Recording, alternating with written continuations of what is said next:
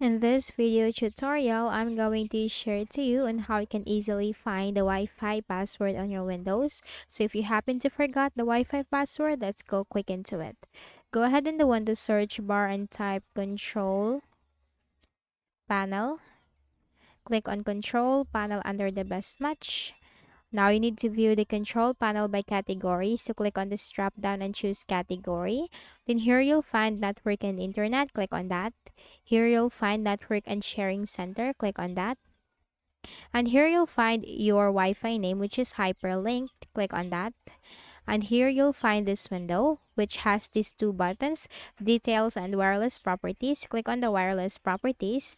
And here you'll find your network or your Wi-Fi's wireless network properties, which has two tabs, connection and the security tab. Click on the security tab.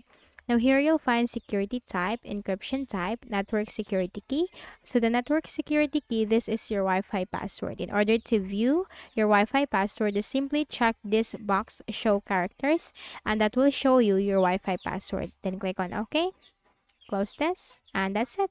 So I hope this video helped you. Kindly please do not forget to hit the like button and subscribe to this YouTube channel for more tutorials like this. Thank you for watching.